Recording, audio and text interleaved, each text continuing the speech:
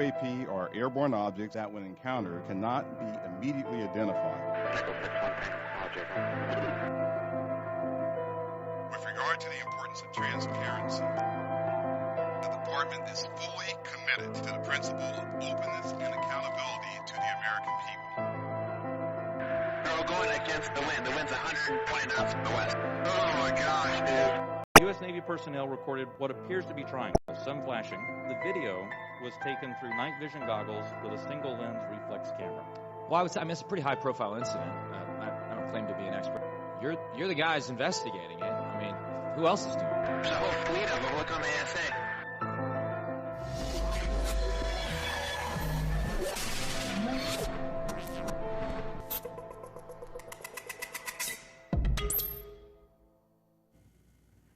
Good evening, ladies and gentlemen, and welcome to UFO We Want to Know. Thank you for joining us on this Saturday night. Before I begin the show, as I always do, this is dedicated to those who've been ridiculed, dragged through the mud, and made fun of through the media for the last 75 plus years. I hope I bring solace to those people who have been wronged. If you remember last week, I showed you 8 videos of UFOs flying in and around the sun. I want to show you one video today, and the rest are going to be actual photos of blow-ups of these objects. Now, I know last week I showed you 4 blow-ups, but they weren't anything like you're going to see today. And the reason why I believe they're different is because I was actually 1,200 feet higher in elevation when I took these photos of the sun and what was around the sun. So we can show the first video, and only video rather. We'll get through that. We're going to loop this a couple of times, maybe 3 times. We've actually slowed the video down. You're going to see a circle above the sun to the right in that cloud, and we slowed it down a little bit because it's such a slow video. But if you look at it, at 17 near 17 seconds near the end, the super slow motion speed actually cuts off, and what you're seeing is the actual speed of the craft. So he had to be going maybe Mach 20 because he zoomed by so quickly. Had I not done this in super slow motion, I would have never caught this UFO. So I do all my videos now in super slow motion. I don't even do them in slow motion because they're too quick. And that gives you an idea. And last week I actually explained to you that you can do this yourself. It doesn't take a rocket scientist to do this. This will be the last loop of this, and then we'll go to the photos.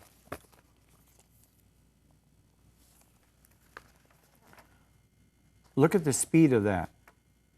So now we're going to go to the photos, and the first one you see here is one of the most interesting ones I've ever taken. And we're going to concentrate on the top one first. So we're going to zero in on that. Ladies and gentlemen, this looks like a satellite, but we cannot take pictures of satellites with a phone camera in our atmosphere. I believe it's an impossibility. Scientists out there, what do you think? And don't tell me it's a paper bag flying in the wind, because it's not. This craft was only in 1 of 5 photos. When I took them in quick succession within 5 photos within 1.5 seconds. This was the only photo it came out in. That told me that this was moving quite fast. And that could be the reason why we got a little blurriness here. But take a look at this. It's got geometric form, and you really can't see it unless I darken the background, which I didn't do for this show. But on the bottom, you see that protrusion? Well, there was a light source coming out of there. A definite life source, a power source, if you will. This is, ladies and gentlemen, is a large craft. Now, we're not going to show it because we'd be here all day, but there are at least 20 craft around this particular craft here, smaller ones. And they may be guiding it, protecting it, I don't know. The second one on the bottom of that, diamond-shaped tip. Which way it was going, I have no idea. I'm assuming, thinking in human terms. Remember, as I've said this over and over, we have to stop thinking in human terms. They don't need aerodynamics. This thing could be going backwards, forwards, sideways. It could still propel itself through our atmosphere.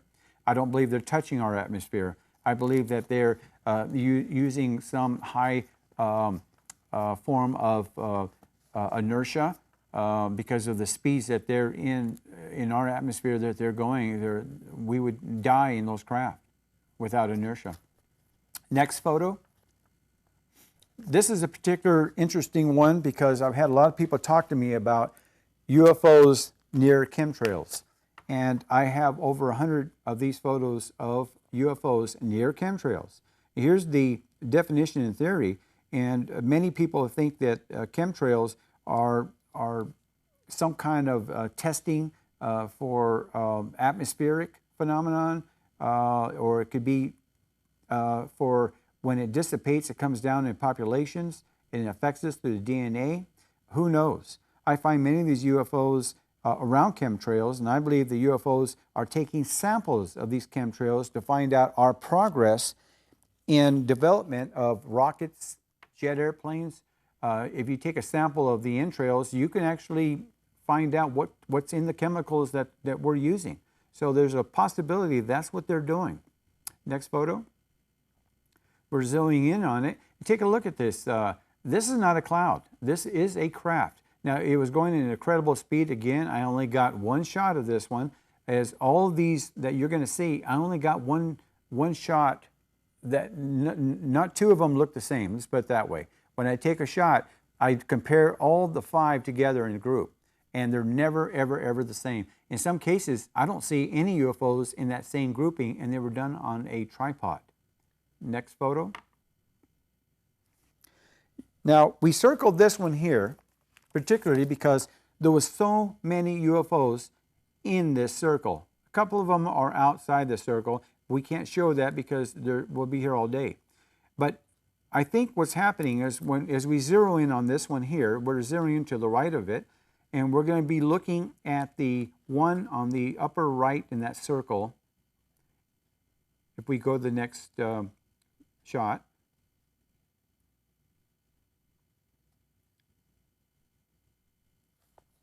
Here we got 4 circles. Okay, we went back to it.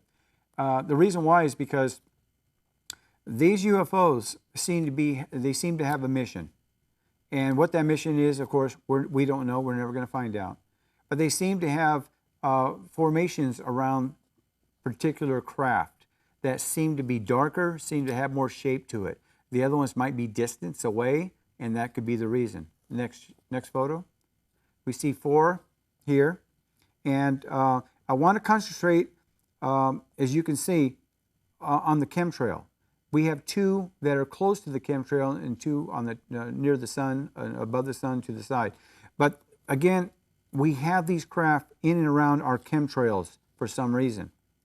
And they seem to, linger around, if you will, because even though I've taken 5 in a group, I seem to catch a lot of them around it. We go to the next shot. Okay, take a look at this UFO. It's diamond shaped. Now this particular one here, I actually got it twice in the grouping of 5, but it wasn't in that same area. It was actually higher than the first shot. Next photo.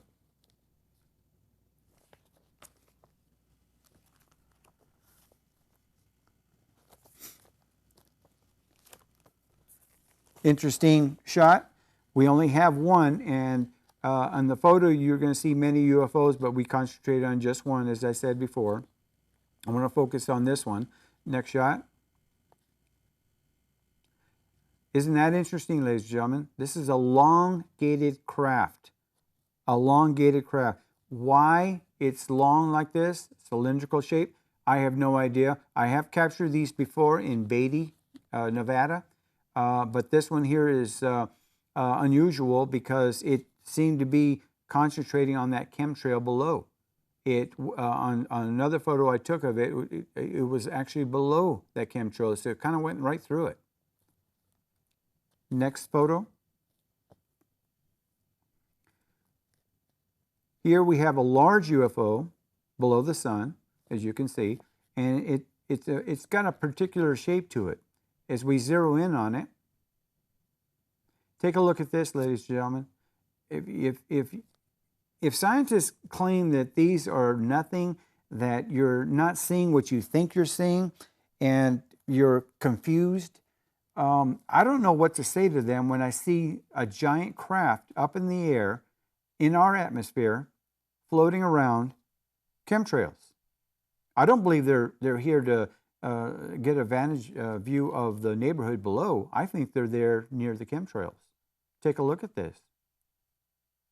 If I'm mistaken, I'm sorry, but I'm a ufologist. I'm a believer in the phenomenon, and with all the money that NASA and SETI and the government spends on these UFO theories here and there, I don't think they understand what we're seeing here is real. Next photo. There you go, ladies and gentlemen, right near the chemtrails again. Now, there are a number of UFOs in this one here, and if you, when we zero in on this one closest to the chemtrail, you're going to see what I'm talking about.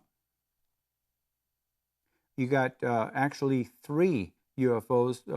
There could be more.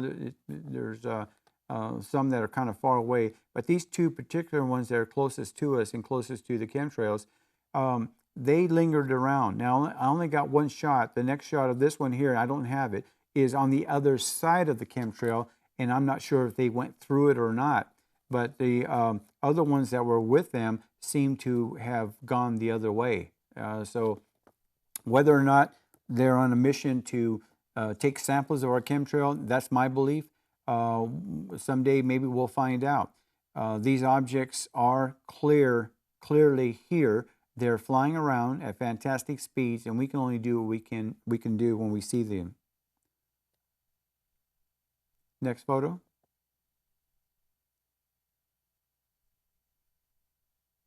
Okay, here we got 2, and real quick, we're going to zero in on this one. And take a look at that, ladies and gentlemen. Take a look at this. What do you think this is? This is obviously a large UFO. And after the commercial break, I'm going to come back to this particular one because we want to analyze a little bit better.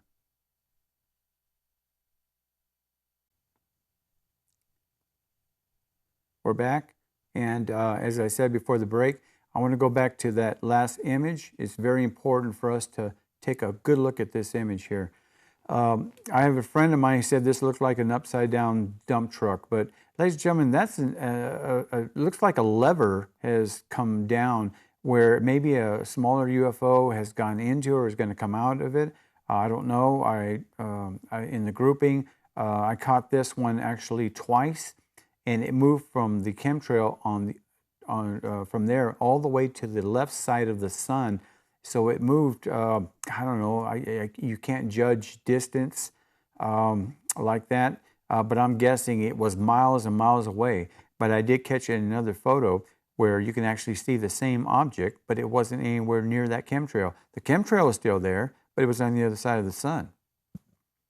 But take a look at that. This has geometric form. What paper bag, according to scientists, has geometric form? What clouds have geometric forms? There's no clouds around this atmosphere here. You can see it's blue. We got blue skies. If we do have clouds, clouds don't look like this. So let's go to the next photo.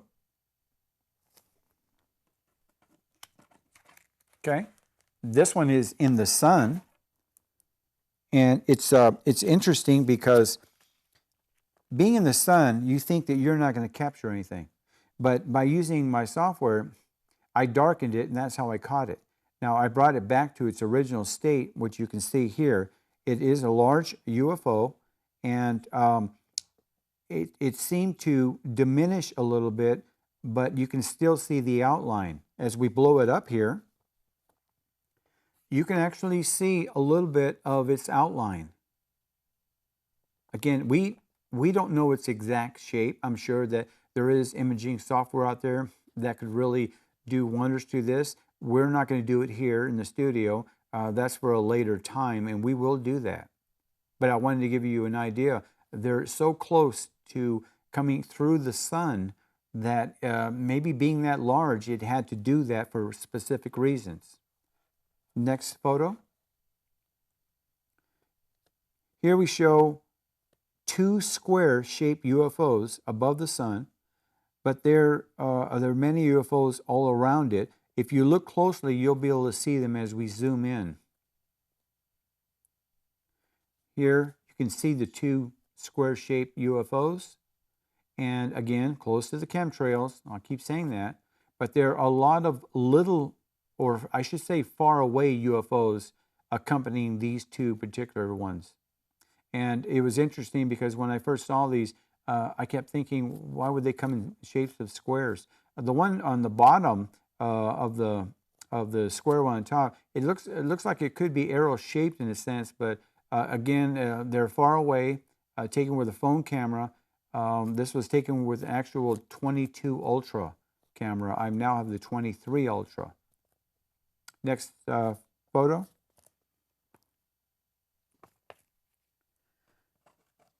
Here we have two large UFOs left of the sun. Keep in mind, these UFOs may be traveling at great speeds. Again, I have to stress that because we don't know. You can't judge speeds from the ground unless you have targeting radar that we use to look at speeds from our test jets. All these shots here were taken in quick succession. Again, 5 shots each. And let's zero in on it and see what we see here.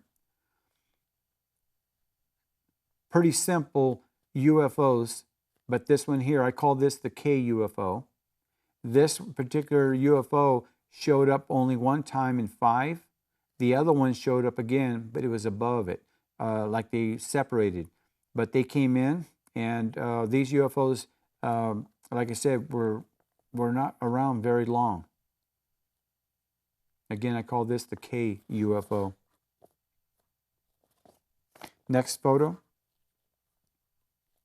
Here, there are many more UFOs, but here we want to concentrate on these two. You have one on the top right and a large group on the bottom left of the sun. So why do these UFOs travel by themselves or in groups? That's another question someday we may get an answer to.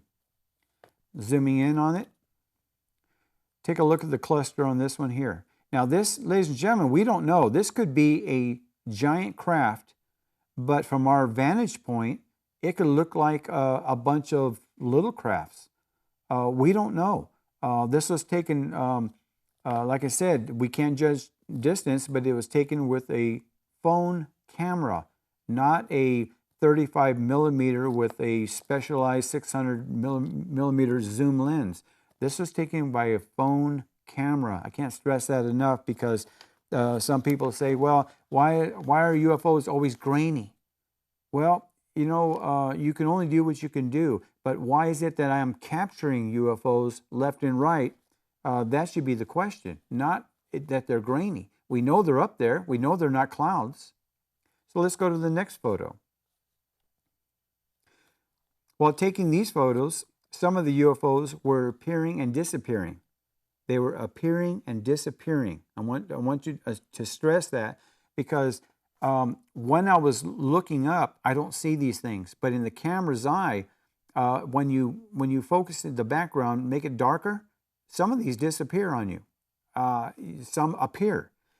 Because I will look closely at the grouping of the 5 that look the same, yet different. So if you take a group picture like this, take a look at your pictures real closely with a magnifier. If you can't zoom in with your equipment that you have, you'll find that some of these images that look the same, they're not. You'll be missing a UFO here, a UFO there. It seems like they come and go at will. Could that be cloaking? That's a great possibility. Now, I'm not going to save the best for last here, ladies and gentlemen. But what I want to do is I want to give you an idea. Let's zoom in on this one first. Take a look at that, ladies and gentlemen. What does that look like to you? Now, somebody told me this looks like a flying pig heading towards Earth. You got 4 legs there, and you can see a little bit of the head in the bottom left. whatever you want to call them. I don't put these incredible vehicles down like that. I'm just telling you what people think when they see these. If they're not into the phenomenon, I am in the phenomenon, so I don't usually say things like that. Next photo. This one here, ladies and gentlemen, you really have to get your mind around it, because that's how many UFOs were around this particular photo.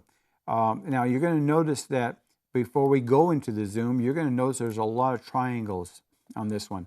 And the triangles, we did this on purpose because the circles show just UFOs by themselves.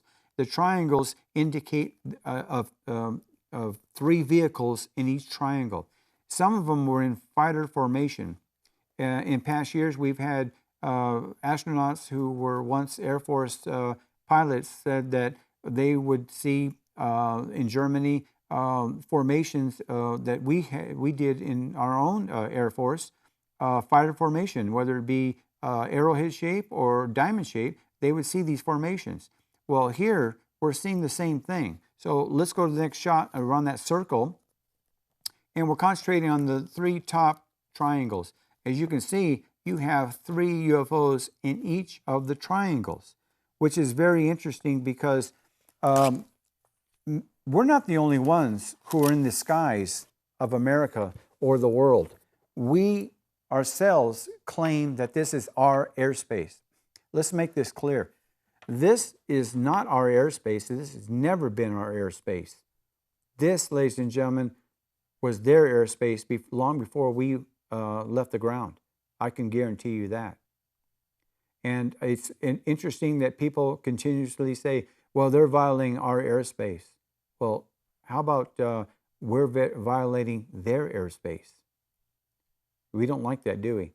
But that's the truth, because these craft fly in fantastic speeds, in formations that we copied, I believe.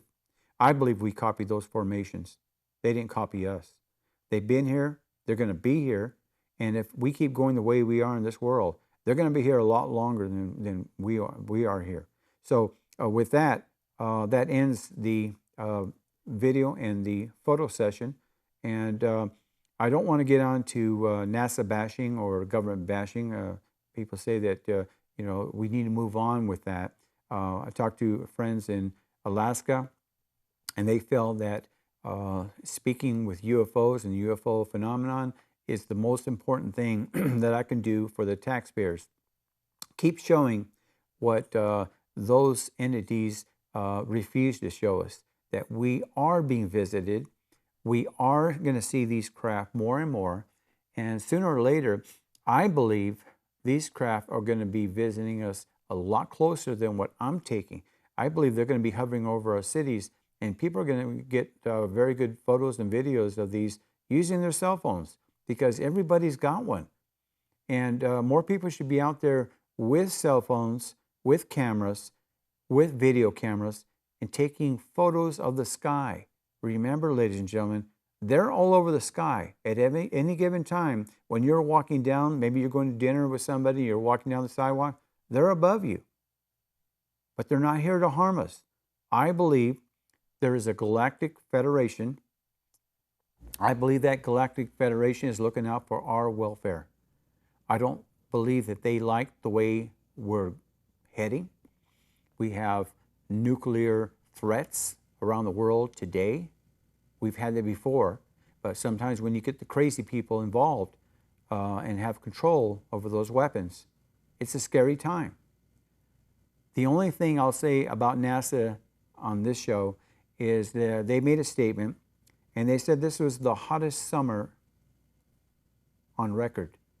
Now, is it NASA's record? Because they started in 1958. That's only 65 years ago. Had we had hotter summers? Who knows? I'm not a weather forecaster, and I'm not going to check for it. But I want to just say this. For those of you who believe in the phenomenon, keep following me, and I hope that you find comfort in knowing that you weren't crazy, that this phenomenon is real. I want to thank you for joining me this week, and I'll see you next week with another exciting video.